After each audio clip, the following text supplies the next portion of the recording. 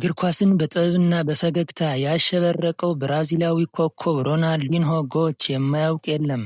ነገር ግን ይህ ጥበበኛ ተጫዋች ገና በልጅነቱ ለመጀመሪያ ጊዜ የዓለምን ሚዲያ ትኩረት የሳበው በአንድ አስገራሚ ጨዋታ እንደነበር ያውቃሉ?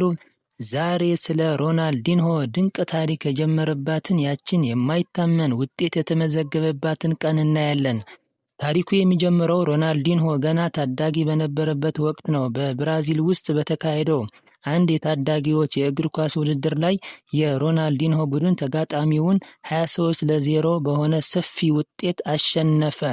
በአንድ የእግር ኳስ ጨዋታ 23 ግቦችን ማየት በራሱ ብርቅ ነው። የሚገርመው ግን ያ ውጤት አይደለም። በዚያ ጨዋታ የተቆጠሩትን 23ቱን ግቦች ሮናልዲንሆ ብቻውን ነበር ያስቆጠራቸው። እስኪያስቡት በጨዋታ ላይ የተመዘገበው ውጤት ሙሉ በሙሉ በአንድ ተጫዋች እግር ስር የወደቀ ነበር። ይህ ድርጊት ነበር ገና በለጋነቱ ሚዲያዎች ይህ ልጅ ማን ነው ብለው እንዲፈልጉትና ስሙ በዓለም አቀፍ ደረጃ መነጋገሪያ እንዲሆን ያደረገው። ያ ጨዋታ ለሮናልዲንሆ የታላቅነት ጉዞ መጀመሪያ ነበር። ከዚያ በኋላ ዓለምን በብቃቱና በግርማ ሞገሱ ሲያስደንቅ ቆይቷል።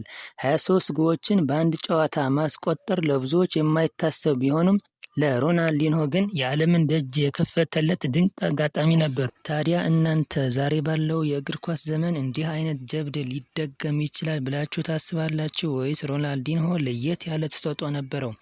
አስተያየታችሁ በኮሜንት አጋሩኝ።